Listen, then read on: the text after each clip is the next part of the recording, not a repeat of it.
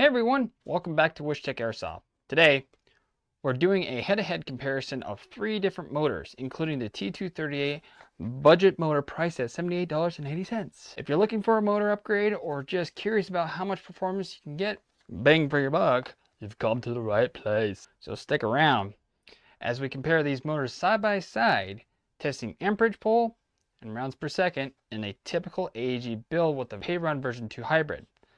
So no worries about burning anything out today, unless I drop something important. That being said, let's get into it.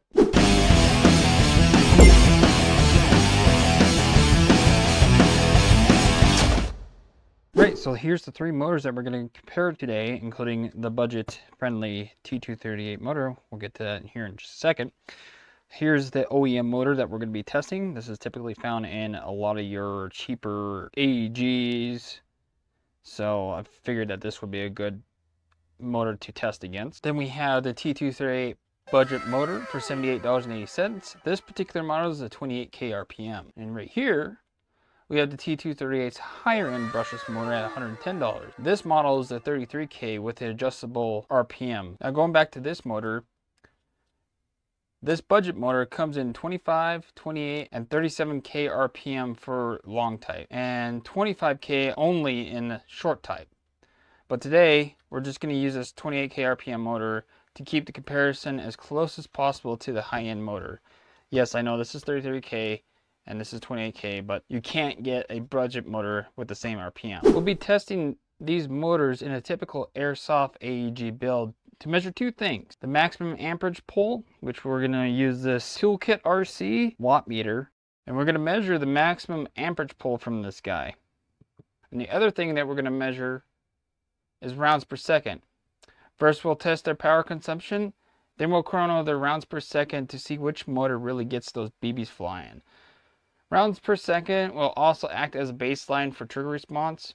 The higher the rounds per second, the faster the trigger response. To power this whole setup, we're going to use this Boss LiPo 11.1 25C 1300 milliamp hour battery. As far as the specs go for this AEG that I built, here's the list. Feel free to pause the video to take a look at what's in this build.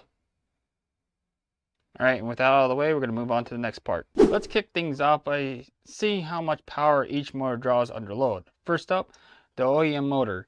I'm going to go ahead and throw this in and we'll get to test it.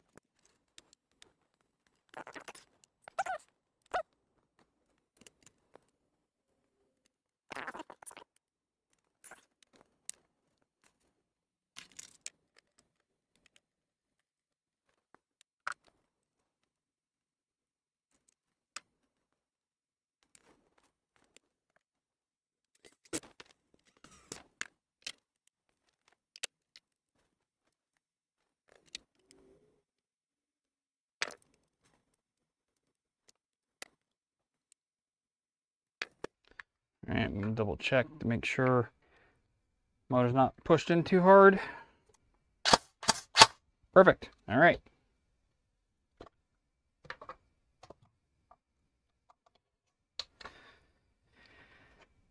Alrighty, tighty, lifty, loosey. Alright, got the battery plugged in. Alright, I'm going to do 10 shots in semi to get a rough average of what the max amp will pull.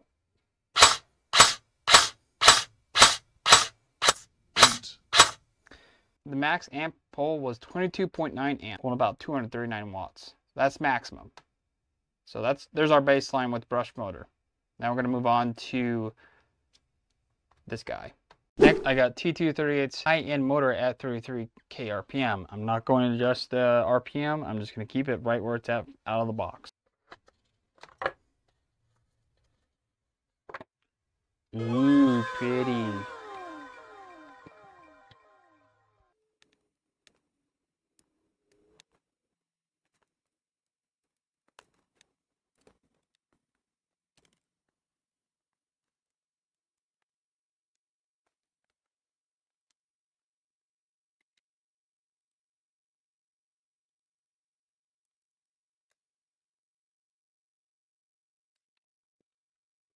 All right, I'm going to do a quick test. Make sure I got the motor height set. Sweet. Plugging the meter in, scooting everything on over. All right, we've got a fresh restart on the meter. 10 shots, here we go.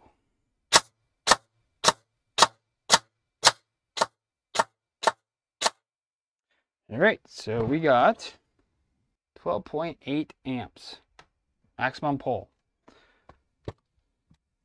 All right, cool. I'm gonna go ahead and pull this motor out and swap over to the budget motor. I just realized, guys, that I haven't shown you the budget motor yet. So here she is. Got a gorgeous blue color to it, and it looks just as nice, in my opinion, as the more higher premium brushless motor from T238. Let me pull it out of the grip here.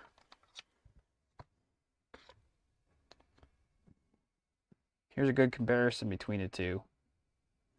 As you can see,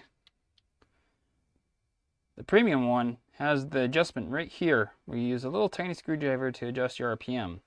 Whereas the budget one, of course, does not have it. The quality as far as the can goes and everything else, including the pinion and all that good stuff, very similar. The question is this just as efficient or more efficient than either motor? So I'm going to go ahead and throw it in right now, and we'll get the amperage test.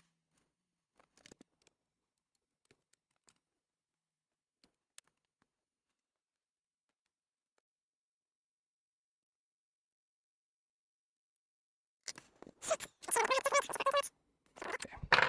Feels pretty good.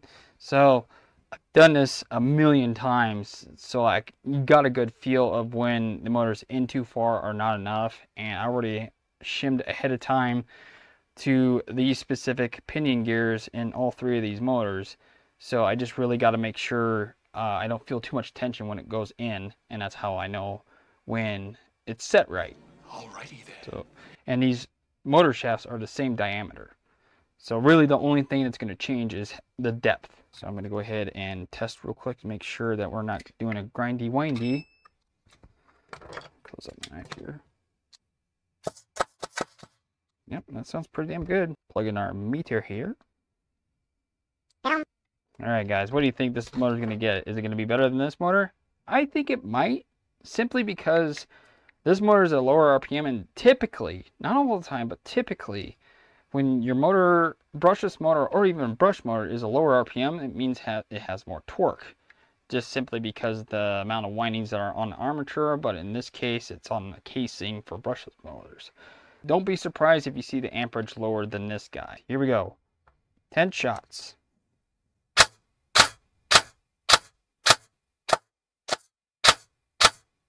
I think that was 10. And of course, we are definitely lower amperage. 11 flat, and that's maximum. So it's actually getting less than 11 amps. So far, I'm liking the results, and the trigger response pretty good. So now that we have that out of the way, we're going to go ahead and move on to the Chrono and get a rounds per second test out of the way so we can see which ones are actually more efficient. Okay, got both brushless motors up here. We're starting with the OEM motor. I'm only going to do rounds per second to compare these motors, and the reason why I'm not doing trigger response comparison is because I don't have the right tools to accurately show the difference. The higher your rounds per second, the faster your trigger response will be. Let's do full auto. OEM motor, here we go. 16.7 rounds per second.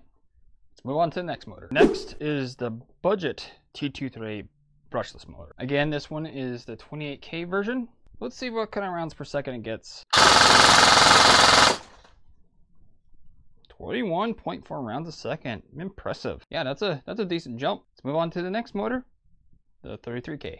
Finally, the 33K RPM T238 premium brushless. Right, let's see what she gets on full auto.